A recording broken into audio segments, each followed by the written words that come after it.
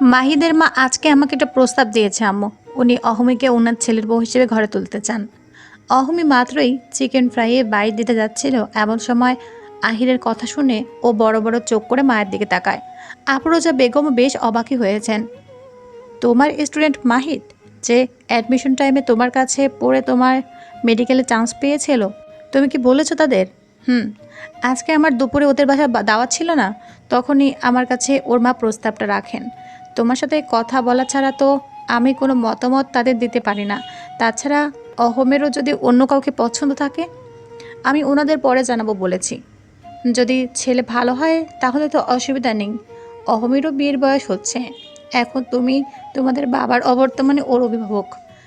তোমার যদি মনে হয় তোমার বোনের জন্য ছেলে হিসাবে মাহিদ পারফেক্ট, তবে তুমি কথা আগাতেই পারো। আমার কোনো অসুবিধা নেই। আহির আর আফরোজা বেগমের মধ্যে আরও কিছুক্ষণ কথাবার্তা চলল। অহমি পুরো সময় নির্বিকার ছিল। অহমি যখন টেস্ট শেষ করে পুরোদমে এসএসসি প্রিপারেশন নিয়েছিল, তখন তাহার হুসাইন মাহিদ নামে একজনকে তার বড় ভাই মেডিকেলের জন্য টিউশনে পড়াতো। মাহিদকে ও বেশ কয়েকবার দেখেছে। মাথা নিচু করে ওদের বাসায় ঢুকতো, মাথা নিচু করে বের হতো। নিতান্তই ভদ্রলোক। মাহিদই আহিরের প্রথম প্রথম ছাত্র। আহির মেডিকেল থার্ড ইয়ারে থাকতেই মাহিদকে পড়ায়। আহির অবশ্য তার শেষ সিদ্ধান্ত নেওয়ার আগে অহমের মতামতকেও গুরুত্ব দিয়েছে। বাবা ছাড়া পরিবারে মা ভাইকে অনেক কষ্টই করতে হয়েছে, কিন্তু অহমিকে তারা কখনই কষ্ট করতে দেয়নি। তারা সবসময় অহমেরই ভালো চান। তারা যখন অহমের বিয়ের ব্যাপারে কোনো সিদ্ধান্ত নিচ্ছেন, সেখানে অহমের দ্বিমত করার কোনো প্রশ্নই আসে না। অহমি নিজের চিকেন ফ্রাইটা শেষ করে রুমে চলে আসে। বড্ড অগোছালো রুম তার। টেবিলের বইগুলোকে ছড়িয়ে ছিটিয়ে রাখা। মেঝেতে রং তুলি রেখেই ভাইয়ের আনা চিকেন ফ্রাই খেতে গিয়েছিল। ছাদ থেকে আনা জামা কাপড়গুলো এখনও ছাদ গোছানো হয়নি। অহমি রুমের দরজা বন্ধ করে স্পটিফাইয়ে প্রথমে গান ছাড়লো। একে একে রং তুলি, জামা কাপড়, বিছানা সবশেষে পড়ার টেবিল নিমিষে গুছিয়ে ফেলল। এই রং তুলি টেবিলের কিছু অংশ নিয়ে তার জীবন। রুমের লাইট নিভিয়ে টেবিল ল্যাম্প চালিয়ে তার ব্যক্তিগত ডায়েরিটা বের করলো। ডায়েরির পাতার ওপর কলমের খচখচ শব্দ হতে থাকলো। মাহিদ, আমি লোকটাকে ব্যক্তিগতভাবে চিনি না, তবে দেখছিলাম দু একবার। ভাইয়ার কাছে পড়তে আসতো। ছেলে মেবি ইন্ট্রোভার্ট। ওকে কখনো আমার দিকে সেভাবে তাকাতে দেখিনি। আচ্ছা, ওকে আমাকে পছন্দ করে? আমাকে ভালো লাগায় ভাইয়ার কাছে প্রস্তাব দিয়েছে, নাকি একজন বিবাহযোগ্য পাত্র যেমন বিবাহযোগ্য নারীকে প্রস্তাব দেয় ঠিক সেভাবে? জানি না। আমার তো কোনো গুণ নেই কারো ভালোবাসার মানুষ হওয়ার। তাহলে কেনই বা পছন্দ করবে? হয়তো হয়তো হয়তো কেবল প্রস্তাবই দিয়েছে। প্রস্তাব দিলেই তো বিয়ে হয়ে যাবে না? তবে ভাইয়া যদি ওনার সাথে আমার বিয়ের কথাবার্তা আসলেই এগোয়, তাহলে অবশ্য তা আমার জন্য ভালোই হবে। এরপরও যদি আমার সাথে ভালো কিছু না হয়, তাহলে বুঝবো ভাগ্য খারাপ। কিন্তু আমি ভালো বউ হওয়ার চেষ্টা করব। আমার মা সারা জীবন অনেক কষ্ট করেছে। আমি চাই না আমার জন্য তাকে আরও কিছু সহ্য করতে হোক। আমি নিজের কষ্ট হলেও কখনো কাউকে কিছু বুঝতে দেব না। আমি চাই না আমার জন্য ওদের আর কোনো অসুবিধা হোক। অহমি সবসময় নিজেকে অপর্যাপ্ত মনে হয়। সবসময় ইনসিকিউরিটিতে ভোগে। মনে হয় কারো জীবনে ও সুখের কারণ হতে পারবে না। অহমির জন্মের এক সপ্তাহ আগে ওর বাবা মারা যায়। সেই থেকে ওর দাদির মৃত্যুর আগ পর্যন্ত ওকে কথা শোনাতো। একই সাথে দুই ফুপু তো ছিলই। এই কথা অবশ্য আহির বা আফরোজা বেগম জানেন না। ছোট্ট অহমি তাই ছোট থেকে মনে হতো ও সবসময় ভুলই করে। ওর যে অ্যাটেলোফোবিয়া হয়ে গেছে তা কেউ বুঝতে পারে না। আসলে অহমি বুঝতেই দেয় না। অহমি ডায়েরিটা বন্ধ করে দিল। ডায়েরিটা টেবিলের এক কোণে রেখে আরেকটা ডায়েরি বের করলো। পৃষ্ঠার শুরুতেই লিখলো, অমাবস্যা ক্রিনিকোলাস, ডেট 23/5/2025। খুব ছোট থেকেই গল্প লিখতে খুব পছন্দ করে, তবে কখনো সেগুলো প্রকাশ করা হয়নি। ভয় হয় যদি কেউ উপহাস করে। সে 9 থেকে কত গল্প যে লিখেছে, কখনো প্রকাশ করা হয়নি। আজ আমাবস্যার ক্রিনিকোলাসের 11 অধ্যায় লিখবে। এটাকে টপিক নিয়ে একটু রিসার্চ করতে হবে, তাই ল্যাপটপটা অন করলো। ওর অনেক ইচ্ছে একজন রাইটার হওয়ার, তবে সে নাম প্রকাশ করবে না। গল্প লেখার এক পর্যায়ে সে বেমালুম ভুলে গেল কালকে ফার্মাকোলজি সাবজেক্টটার পরীক্ষা।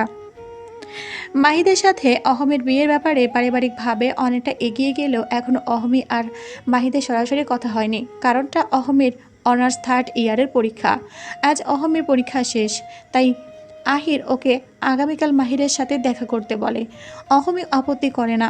রাতে ডিনার শেষ করে রুমে এসে ড্রেস চুজ করে। খুব সিম্পল অ্যাশ কালারের একটা থ্রি পিস চুজ করে পরার জন্য।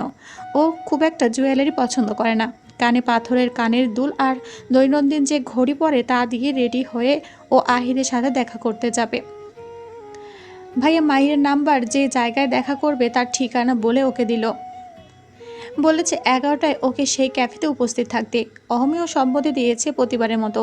ভয় যদি অবাধ্য হলে ভাইয়ের খারাপ লাগে।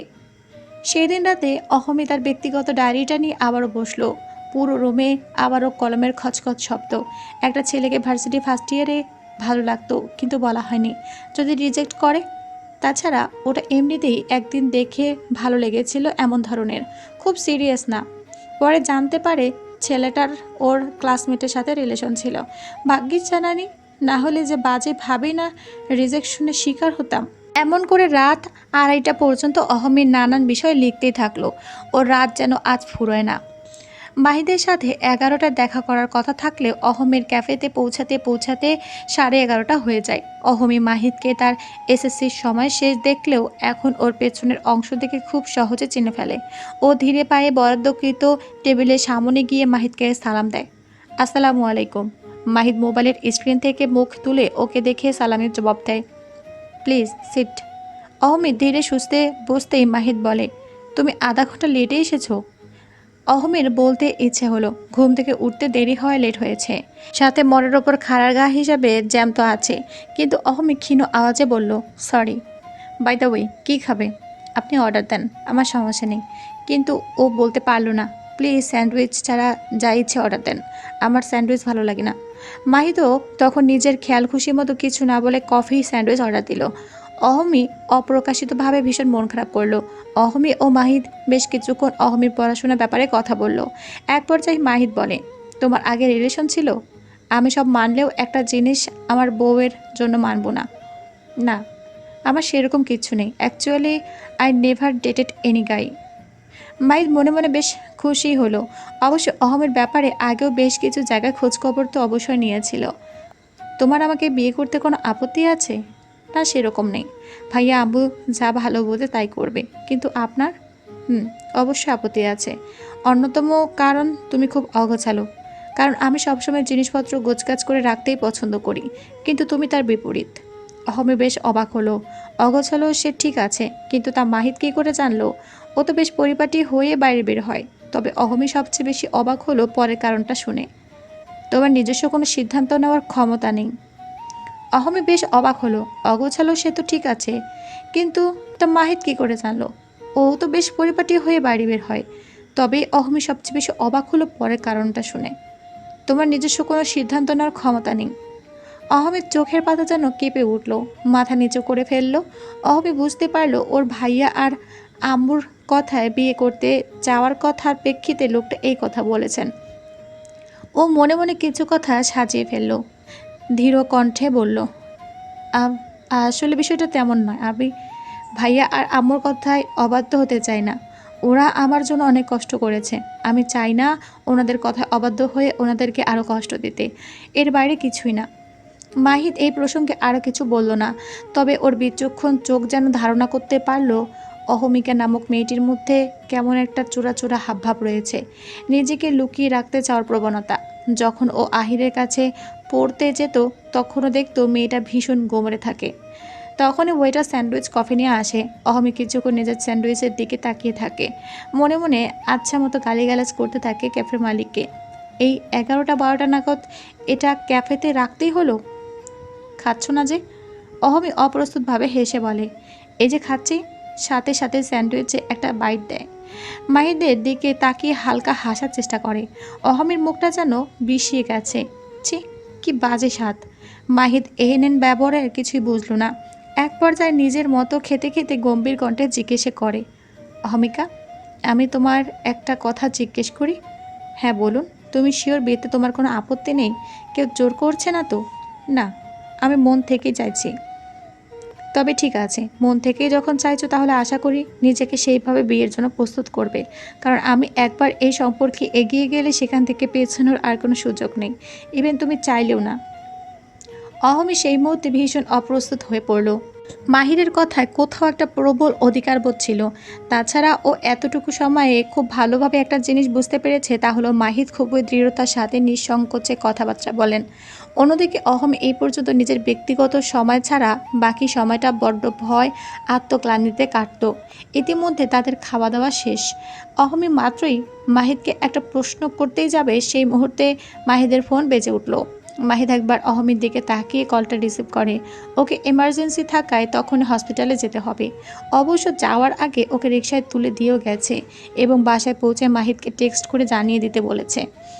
এসবের মাঝে অহমির আর একটা প্রশ্ন করা হয়ে উঠল না।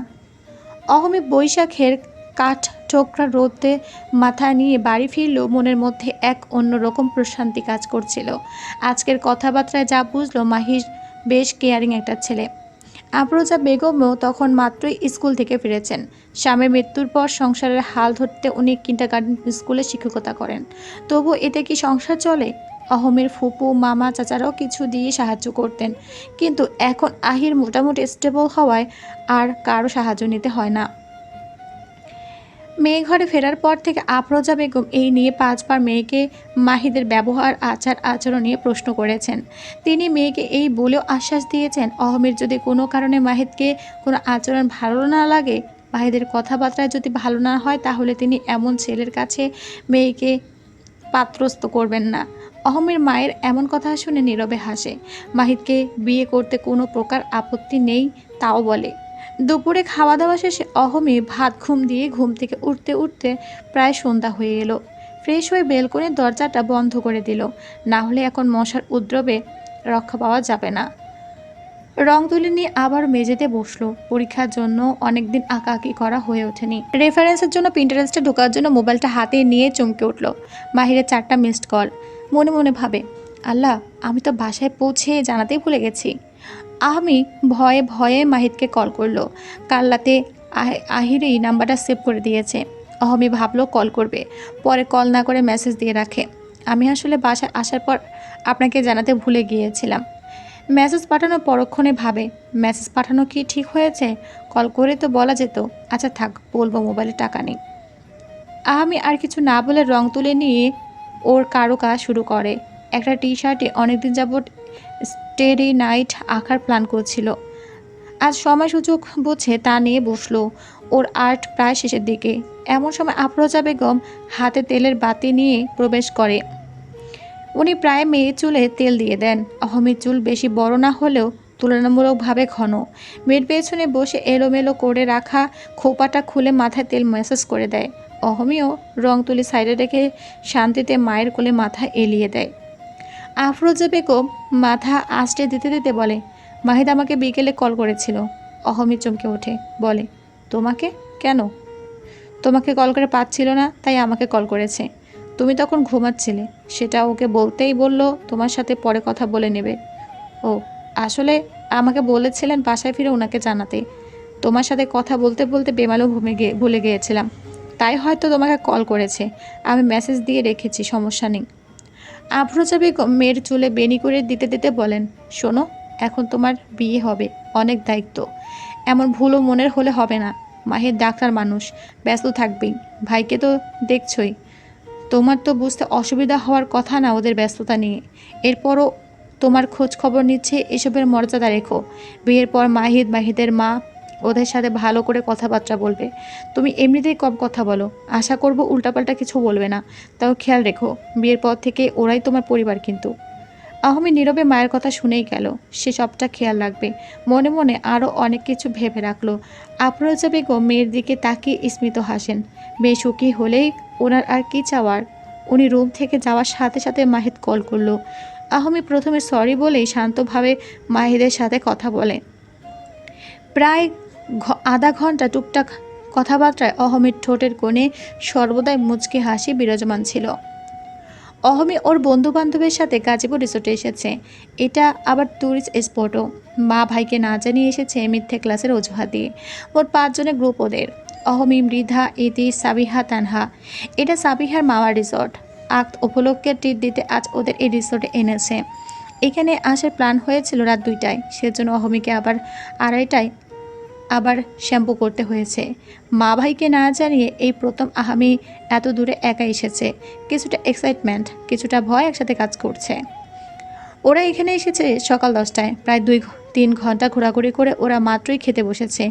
তাড়াতাড়ি ফিরতেও হবে, তাই অহমি ওদের সাথে থাকলেই সবসময় হাসি খুশি থাকে। এখানে ওকে গোমরে থাকতে হয় না।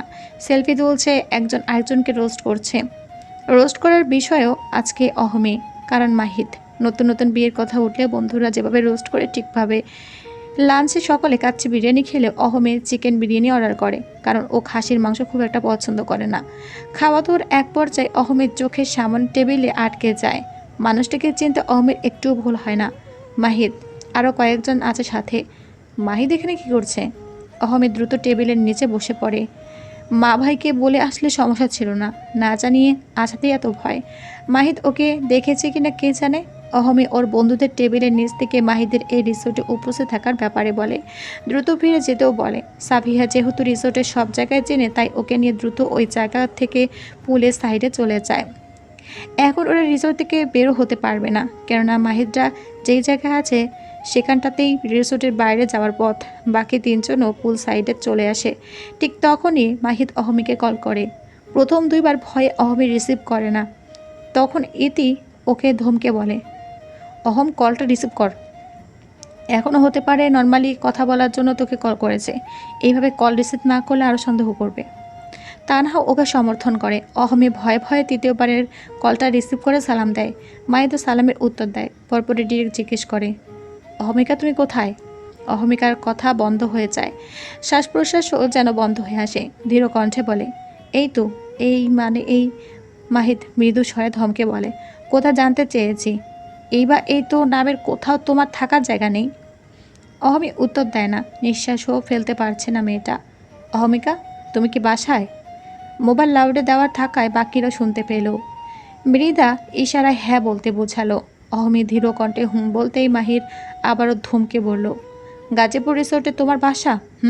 পুল সাইডে তোমার রুম? অহমি ওখানে জমে গেল। কণ্ঠ থেকে শব্দ বের হতে চায় না ওর। ওরা দেয়ালের দিকে মুখ করে দাঁড়িয়েছিল। ওর হাত ভয়ে জমে গেল। কোনো মতে সাবির হাত চেপে বলে, মাহিদ কি পেছনে? সাবিও পেছনে একবার তাকিয়ে আবারও নিজেদের বন্ধুদের দিকে তাকায়।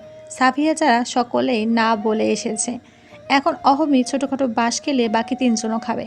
সাবিও ধীর কণ্ঠে ভয়ে ভয়ে বলে, মাহির ভাইয়া ঠিক তুমি বরাবর পেছনে।